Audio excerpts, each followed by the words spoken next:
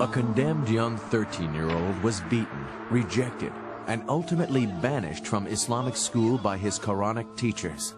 The Imam issued a decree that he was not to be spoken to, even by his own family.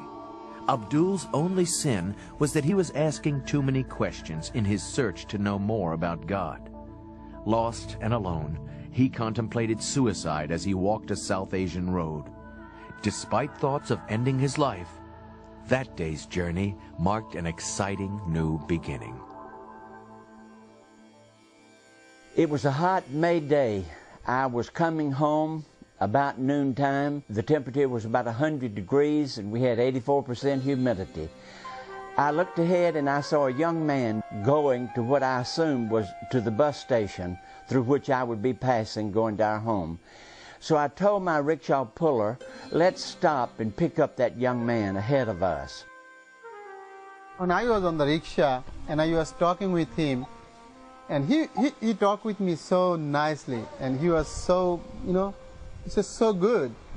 And I had a feeling, I'm a condemned man, nobody wanted to talk with me. And this man, why he's so good to me? I was really doubt about him. Is he a man or angel? So when I was sitting on the rickshaw, and now and then I was touching his hand to be sure he's a man. By day's end, Tom and Abdul had struck up a friendship. At a later encounter, Tom gave Abdul a Bible. Several nights of intense study of God's Word led to Abdul crying out to God for salvation through Jesus Christ.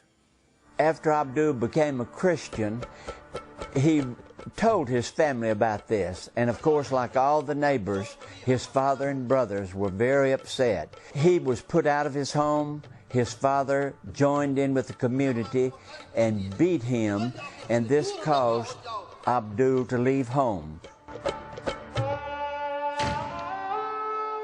After many years away from home, Abdul heard God calling him back to the village of his youth. Once home, he encountered a childhood friend. His banishment from home still firmly in place, Abdul went to stay with this friend. And I had my Quran and my Bible with me, and every night I share with him. Every night. Within 3 months he has a big sense, and he is ready to receive Christ, to take baptism. And then his parents understood that. They was very upset with me. In afternoon, they forced me and they took me to their field, when they're playing the soccer ball. They took me there and they tied my hand side. And they was asking me question about Jesus, and somebody started to kick me with their boot, and somebody just boxing me, and everyone, they spit on me. They spit on my head, my face, my whole body was covered by spit. When Jesus was crucified there and said, Father, forgive them, they do not know what they are doing. I had the same vision, because they do not know what they are doing. And I was praying for them. I says, please God, help them to understand. Please God, save them and forgive them. That was my prayer. Left for dead, Abdul's friend, his new convert, came to his aid and released him from his bonds. He then begged Abdul, despite the torture he had just witnessed, to be baptized. Next morning, it's about 9 o'clock. It's like an open place. I took him there and I baptized him. And after his baptism, I says, God, thanks God. Thank you. Yesterday afternoon, I was beaten up in this village, and I was only one.